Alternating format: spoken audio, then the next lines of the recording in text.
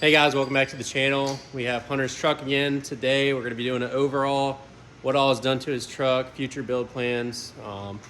So we'll pretty much let him go over everything done to this beast. And yeah.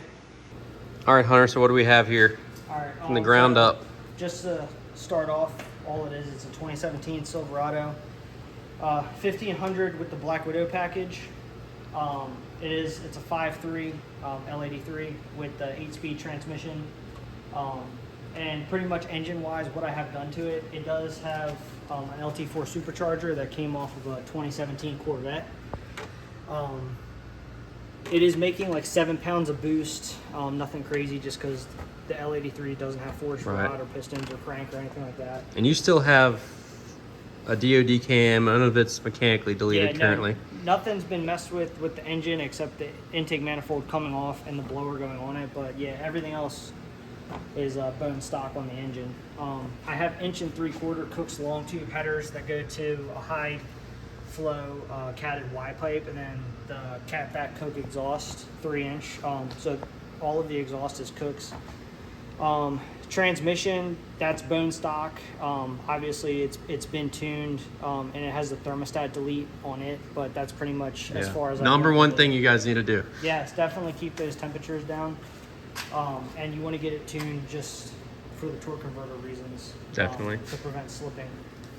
But other than that, the intake tube on this thing was made by Powerhouse Performance, the same shop that put the blower on, and the rest of the kit, which I'll talk about in a second. But they modified and made me an intake tube just because the blower comes out on the right side and the factory air location on these trucks is on the passenger side. So it has to come out and kind of work its way over to there. As far as the kit goes, there's, I think, a couple companies that sell it, but I went with ADM Performance. The guy there, Andy is his name. He's super responsive. I've called him a few times. He always picks up. He'll text back, email, all that stuff. But he sells a kit, and it comes with this heat exchanger for the blower that goes in front of the radiator. It comes with the coolant reservoir, all of my hoses, the belt, the pulley, which is I think that's a 2.85 pulley, which is what he recommends for a 5.3. The coolant pump is mounted down here on the auxiliary battery tray. And I think that's it. It comes with everything you need to install the LT4 blower to it. And you're still using the L83 throttle body? Yeah, so I actually did buy an L86 intake manifold, but where it gets tricky is with these trucks, because the pulley is right here, included in your kit that you buy is going to be a like a adapter plate that basically rotates your throttle body so that this harness right here will clear the pulley. And there's two different kits. There's the 5.3 and the 6.2, and they're different. So it didn't line up because I had the adapter plate that's for the 5.3, not the 6.2. So we ended up just putting the 80 millimeter, the stock throttle body, back on for the time being.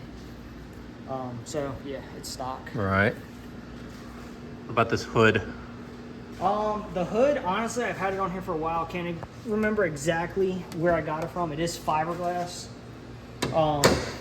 Just a Ram Air hood. I'm happy with it. And then it just shoots out air. Yep, right here. Right on top. Intake. Yep, obviously I had to buy spark plugs for the supercharger. Like colder or whatever? Yeah, yep, colder. The catch can that I have on this thing is an Add W1. I've really had no problems with this catch can. I like it a lot. I've had it ever since the truck was naturally aspirated, and it does collect a lot of dirty oil. Those are another highly recommended thing with these direct injected trucks. Yeah.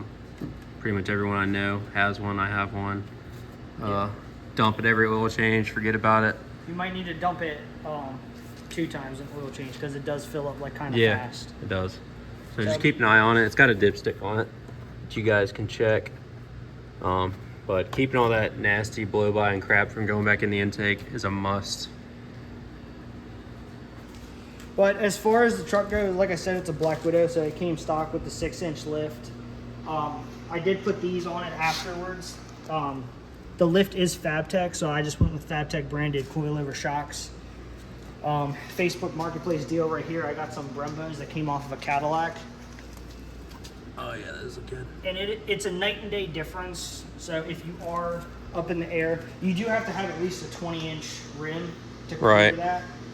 If you have a 20-inch rim or bigger, it doesn't matter. So that's a 20 and it clears fine. But the stopping power on this is like absolutely ridiculous. Yeah, because you go from what, 2 piston maybe to 6? Yeah, I think it's 2 piston.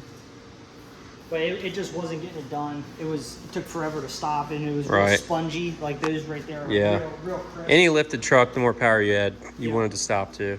I did do Fabtech rear shocks. They don't have reservoirs though. They're just their standard shocks, all for a 6-inch lift.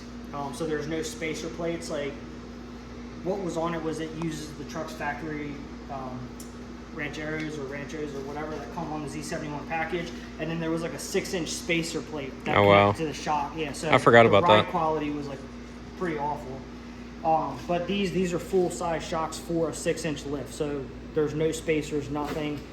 It 100% changed the way the truck drove. So I mean, this thing just floats. So that's probably one of my favorite mods that I have on the truck. Sweet. Tires are, stock 35s. I did do a rear diff cover, just a little bit bigger capacity, easier to service. Yeah, I can just pop the drain plug out and the fill hole and change my diff. Yeah, that's real nice. There's the Kooks exhaust that I have. I do have an upgraded drive shaft, which was in a previous video, one that can handle 850 horsepower, just because I was trying to do some mods in preparation for the 6.2. Shout out Lance at Powerhouse that does all of our tuning. Yep. He's the man, tells us everything we need to know and do for our 14 to 18 LT trucks. If you're local, take your truck there. Highly recommended. So as far as the inside goes, I just stuck these seat covers on it, but the Black Widow does come with the spider in the headrest. I do have a Starlight headliner.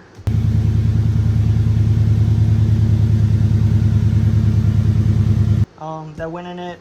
I put a different radio on it, wireless CarPlay, YouTube, Netflix, all that. What radio is that? I'm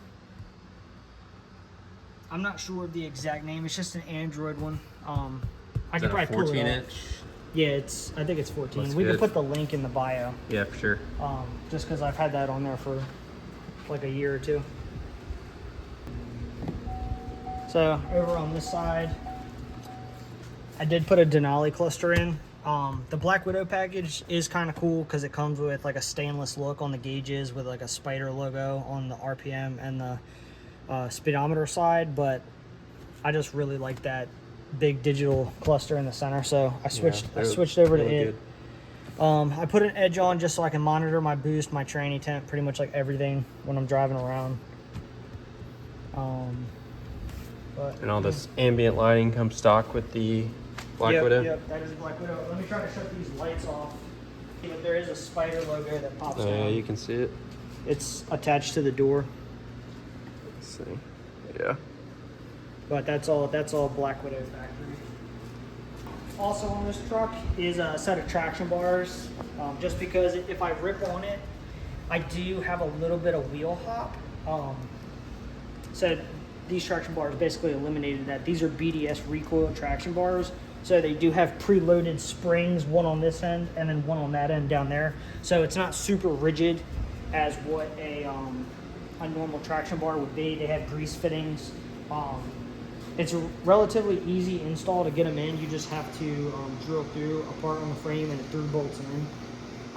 But I don't really have any complaints about these traction bars. I'm pretty happy with them. So that's pretty much it with this truck at the moment. Like you said, what did it make? 415 or something to the wheel? It was in August, so it was like close to 90 degrees in a shop. But it made 413 horsepower to the wheels. It's not bad for stock internals, 5.3 pretty much, headers and a blower, and that was on 93, correct? Yep, 93. So he's not running as of right now. We did just install the flex fuel sensor, as you can tell from the previous video. But you got some bigger plans for this truck, don't you? Yep, I got a motor that I'm building. I found a deal on Facebook Marketplace, and it's just about getting done. I've been working on it for about a year now, which we'll go into that here in a second.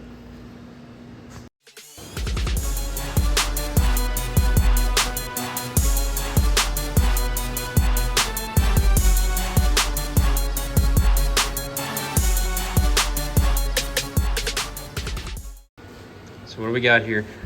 So this is an L86. Got it on Facebook Marketplace. I have some pictures before, which I'll send to Logan, so he might be able to upload into the video. Insert here. Yep. But basically, as far as the 5.3 goes, I do love that powertrain. If you're looking for something just simple, you know, adding some boost, the LT4 Supercharger is awesome, because by the time you get the blower and the parts, it's still going to come in a little bit cheaper than a Whipple. Right. I think depending on what Whipple you get, I think they have like 2 3s, 3 liters, different sizes. 2.9 or something. The LT4 is a 1.7 liter, so it's kind of smaller, but it does have a ridiculous power band, especially just if you just go to 7 pounds of boost, which is what that is. And you can go as wild or mild as you want. You can get them ported, Yeah, all that. yeah. So like the blower that I got, the guy, the reason he took it off his Corvette was because he was going with a Procharger kit. So that Supercharger is actually ported. Sweet. I'm not sure after what, like the exact measurements, but it isn't like a stock blower. But yeah, you can port it. You can buy shorter pulleys depending on if you want to, you know, forge the internals. The ADM kit, they sell a 2.85 pulley for 6 to 7 pounds of boost. They make a 2.5 pulley for 8 to 9 pounds of boost, and then they make a 2.35 pulley, which you can run a green belt, like a green Gates belt, and that's going to get you right around, I think, 11 or 12 pounds of boost. So there's like tons of options out there, like tuning, but between tuning and like pulley sizes, you can really have modify your power that band, LT4. and yeah, you can have your power wherever you want it. And it also looks sweet because it says Corvette under the hood. Yes, that is very cool. Yeah, depending on whether you get a blower from a Corvette or a Camaro, it doesn't matter. The Corvettes are going to say Corvette LT4. The Camaros are going to say Supercharged LT4. So Right. And you can swap blower lids too, so it really doesn't matter. But I was kind of looking for a bit of a power jump. I definitely was kind of inspired by Taylor King.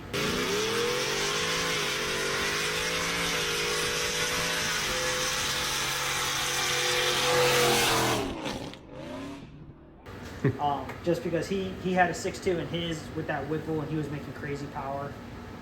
So that kind of inspired me. I was on the lookout. I found this a few hours away in Massachusetts. The guy said it had a misfire in cylinder 7. I tore it all apart. The only thing I could find was a slightly bent push rod. Which is nothing pretty crazy. standard for these. Yeah, so I'm assuming that's where the misfire was. But after I tore this thing completely down, I took the block over to a machine shop.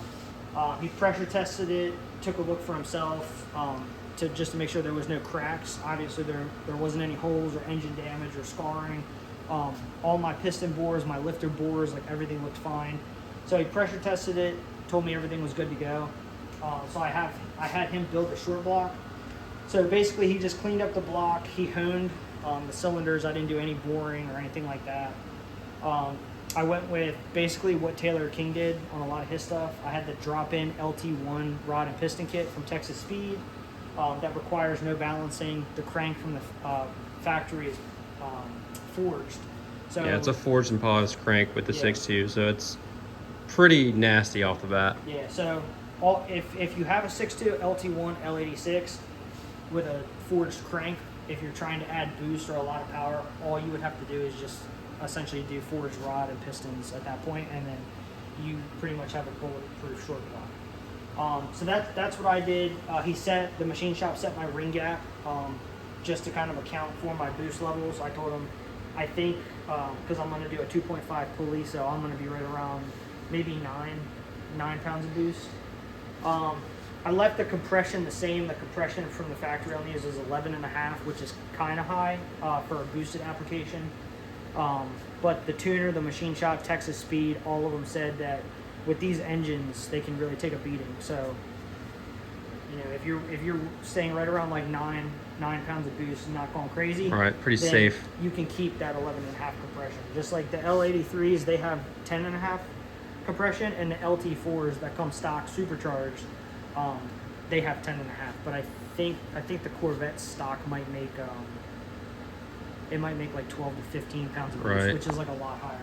But anyway, 11.5 compression. It does have a blower cam in it. I didn't go with the LT4 blower cam, which is really aggressive. I think, if I'm not mistaken, I think Taylor King had that one.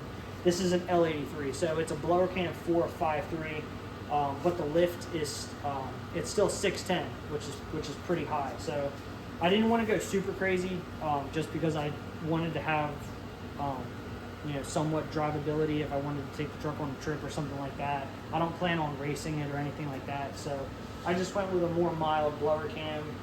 As you could tell by this timing cover, it is a VVT delete, so no variable valve timing. It's just a straight cam gear. I have a K-Tech oil pump in here, billet.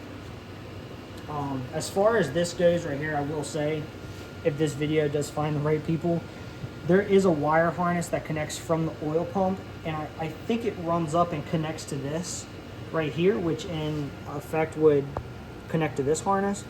But basically that wire that connects to the oil pump is supposed to hug the inside of this right here. Now there are 2 Christmas trees with a hook on it that the wire is supposed to stay inside of, just to keep the wire pulled away from the gears. Obviously the OEM cover had 2 Christmas trees. This has 2 holes for it.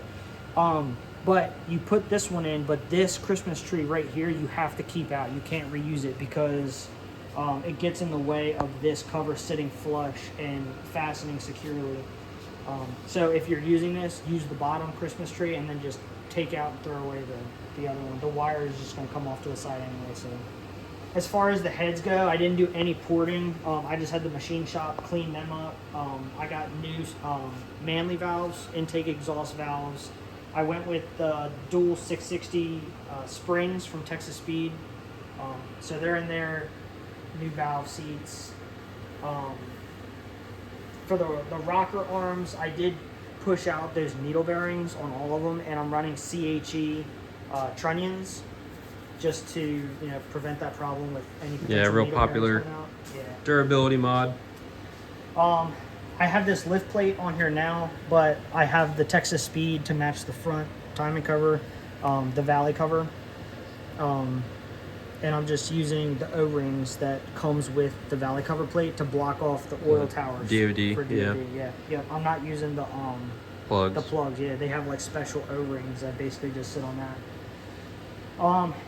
As far as the fuel system goes, I did get a LT4 high pressure fuel pump, and I replaced all these injectors with LT4 injectors. Basically, if I want to run E85 comfortably, really on the 5.3, but definitely the 6.2, just because of its power level it'll be making.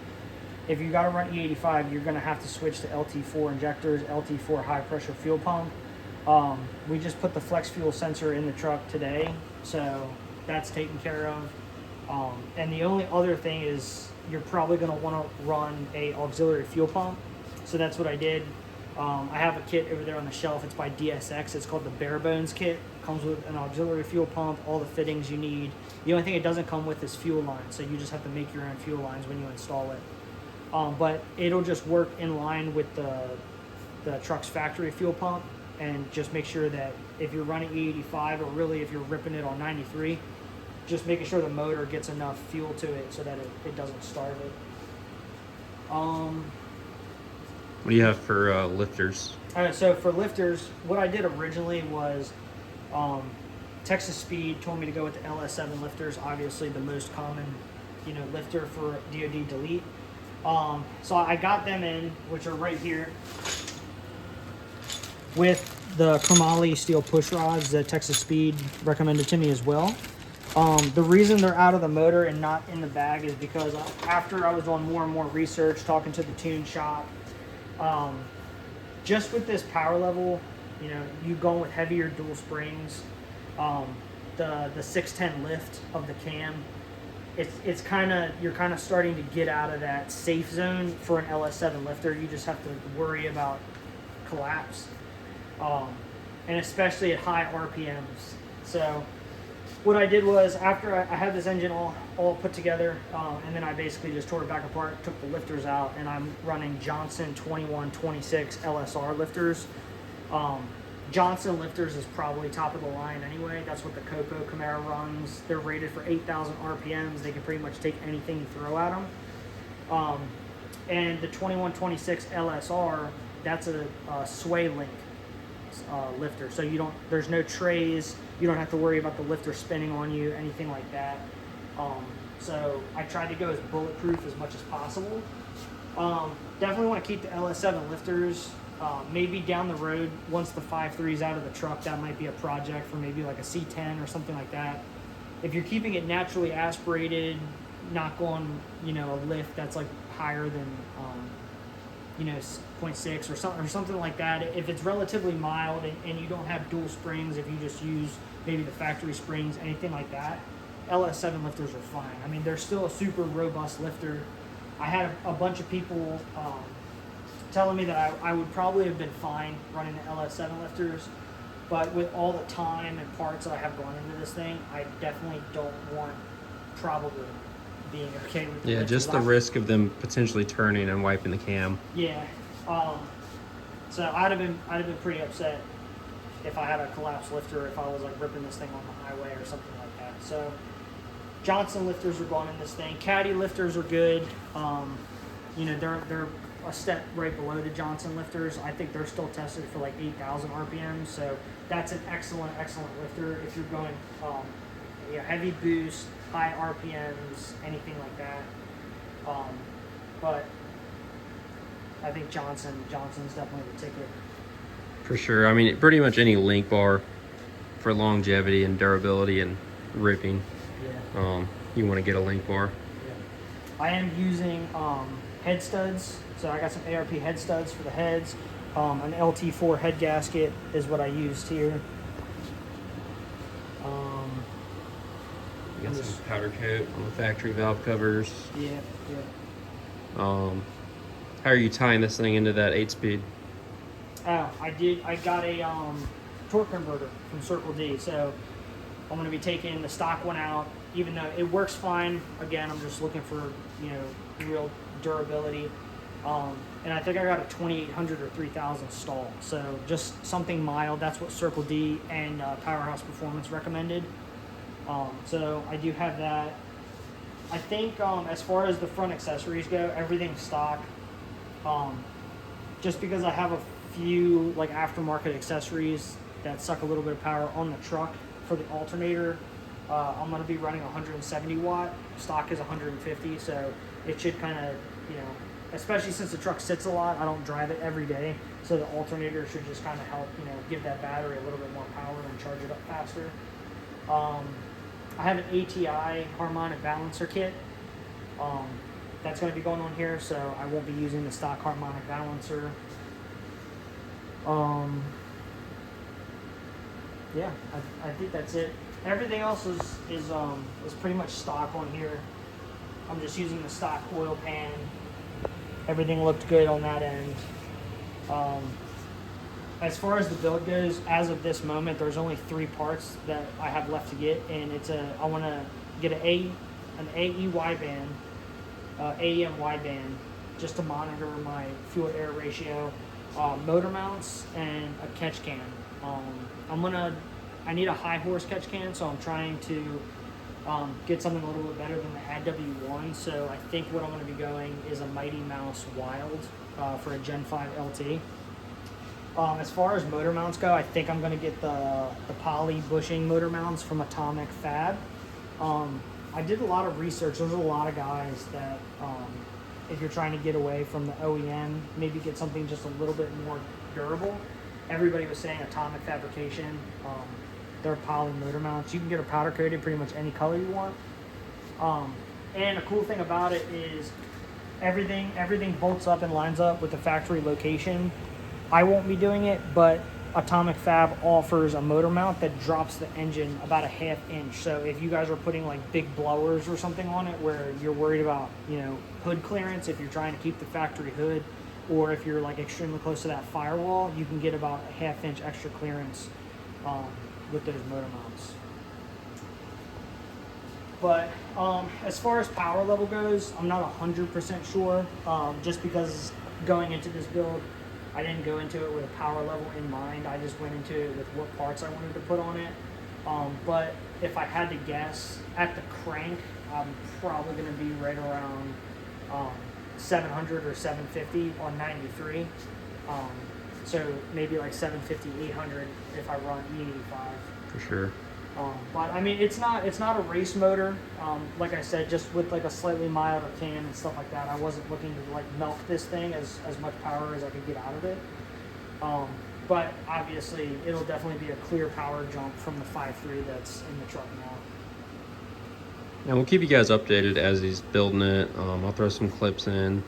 It gets put in the truck. I believe it's Powerhouse putting it in. Yep, Powerhouse is putting it in.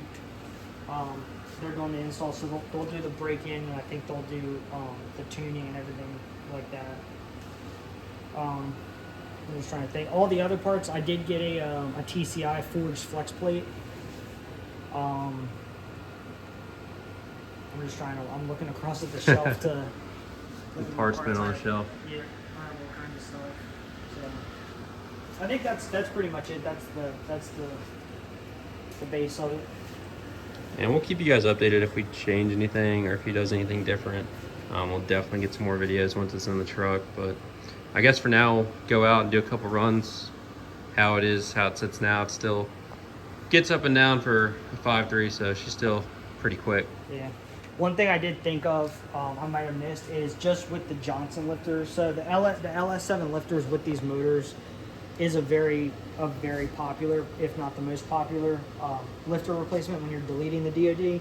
But just with those Johnson lifters, I do have to get adjustable push rods to get the correct length and just check my piston to valve clearance and stuff like that. So Powerhouse will be doing that too for me. Yeah, it's nothing you want to just guess and hope it's right. Yeah.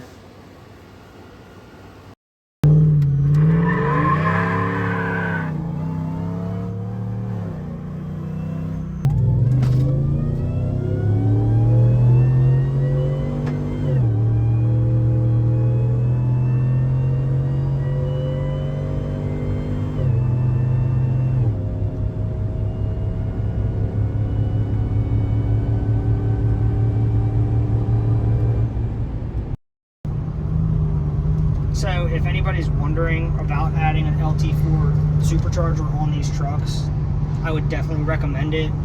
I really don't have anything bad to say about this. I mean, for a 5.3, it makes like excellent power.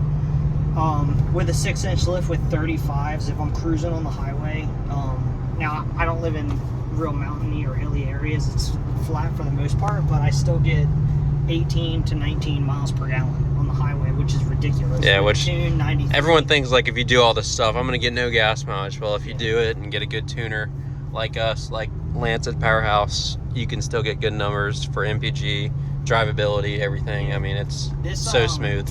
This same truck, same setup, the only difference is back when it was naturally aspirated with headers, the best I ever got was 21 mile per gallon on the highway.